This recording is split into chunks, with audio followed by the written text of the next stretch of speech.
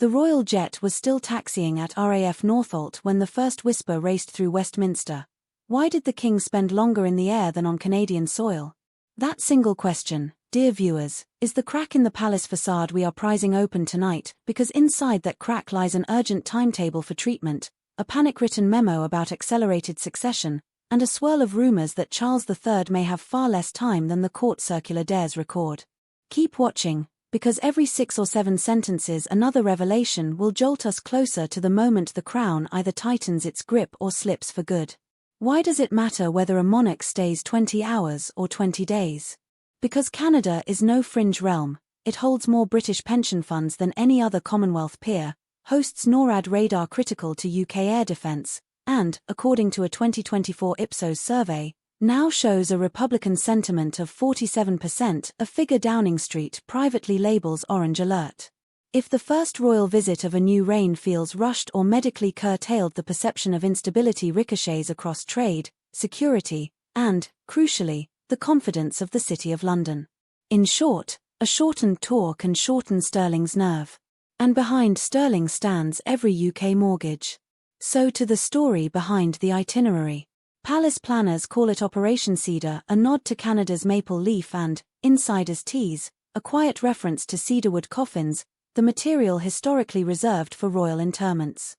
Cedar demanded the king board a modified RAF Voyager with a fuller-fitted oncology bay, drip, isolation curtain, negative pressure vent, and a small freezer containing bespoke immunotherapy vials flown in from a Swiss clinic whose name remains redacted in Privy Council papers. Sources tell us the flight log included 3 30-minute quiet cabin blocks, crew code for infusion windows. Hook. Was medication administered at 37,000 feet to buy time for the Parliament ritual? We are told yes, twice.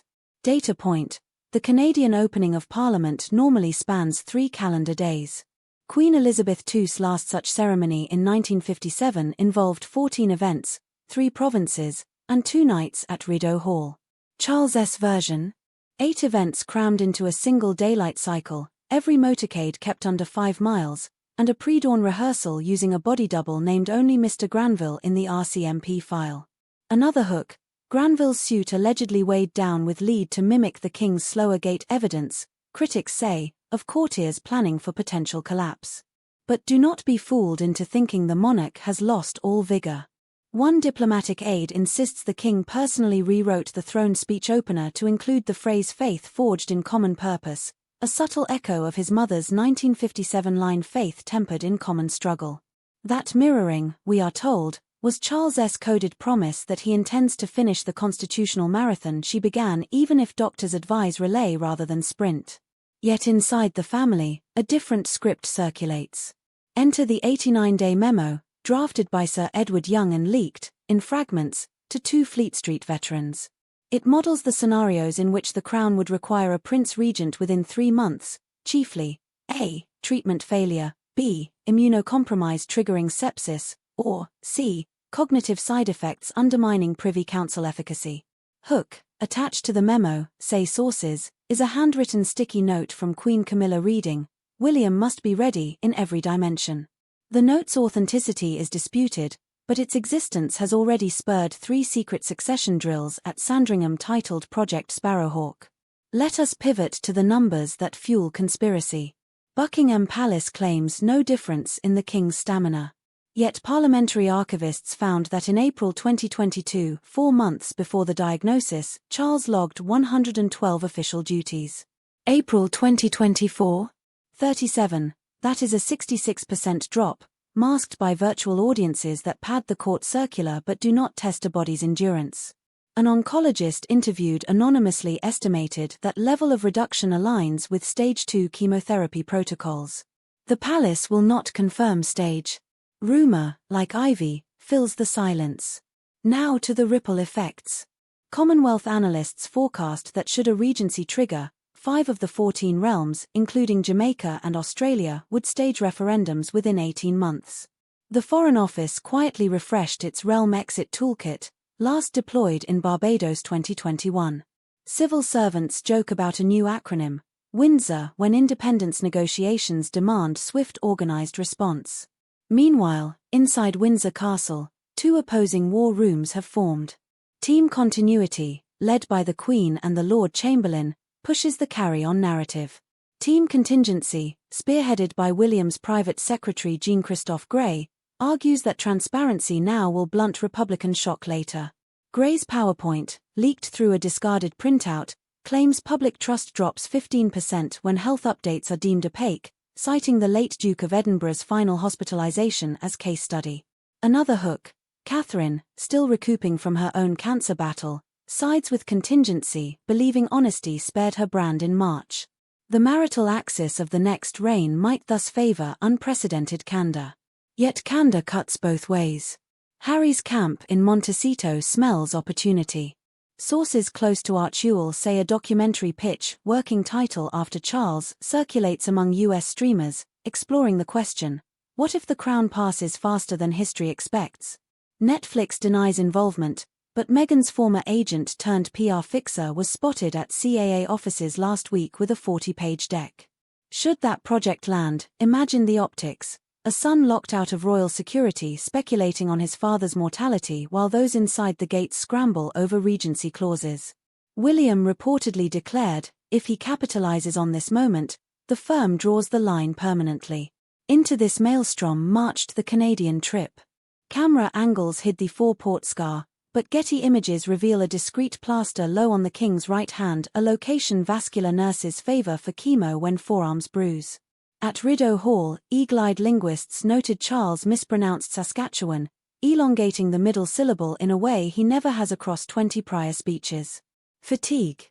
Neuropathy. One slip, but whispers grow. Still, the king delivered two unscripted flourishes. He referenced the 1917 Halifax explosion to praise Canadian resilience and quipped about neutral grain logs during a forestry innovation demo, laughing heartily. The laughter calmed Ottawa's press gallery and perhaps reassured palace staff that the sovereign spark persists. But the schedule's tail end told another tale. The monarch skipped a meet and greet with Inuit leaders citing press of time, a meeting penciled months earlier. Indigenous activists cry disrespect. Diplomats murmur that sudden fatigue forced staff to cull optional engagements. The king boarded Voyager at 1 a.m., medical bay curtain drawn. Flight trackers show the plane dropped altitude halfway across the Atlantic, a maneuver experts say can stabilize cabin pressure for patients experiencing oxygen dips during treatment. The RAF calls it routine, oncologists call it precaution. Data point, RAF medical logs list a specialist practitioner P. Lacey on the flight manifest, Professor Patricia Lacey, a leading hemato-oncologist rarely detached from London clinics. Her presence screams seriousness, undercutting palace briefings of business as usual. Viewers, connect those dots. Beyond health, money. The Treasury quietly set aside a £42 million contingency for a potential 3-month hiatus in large-scale royal engagements, funds to cover tourism shortfall should a regency ceremony limit public access to palaces. The figure buried in Annex C of the spring statement escaped press notice until now. Amid all this, the King's private secretary invited constitutional scholar Sir Vernon Bogdanor for lunch at Clarence House. Topic: Tweaking Councillor of State provisions. Current law names Camilla, William, Harry, Andrew, Beatrice. The palace wants Catherine and Edward substituted for the two non-working royals, but doing so before Charles fully recovers could look like groundwork for handover. Timing is reputation. So where are we? A monarch publicly radiant for 20 hours, privately tethered to weekly infusions, a Canadian parliament opened under a stopwatch, a son rehearsing an emergency accession speech, a rumoured letter that could vault Catherine into regency, and a family still bruising from Montecito broadsides, now bracing for another. Next hook, insiders claim autumn will bring a medical milestone announcement, either triumphant remission or a frank admission of plateau.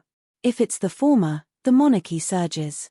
If it's the latter, Operation Sparrowhawk shifts from drill to deployment, William's coronet is resized for St. Edward's crown, and the Commonwealth heads gather not for celebration but for a crisis summit. Either way, we will be front row, delivering every clandestine memo, every whispered corridor secret, every tremor in the ancient machinery of state. So smash that like to keep this investigation alive, subscribe for incoming leaks, And ring the bell so the next hook lands on your screen before it hits the tabloids. Because the crown is ticking, and the next news cycle could be the one that rewrites 1,000 years of royal continuity.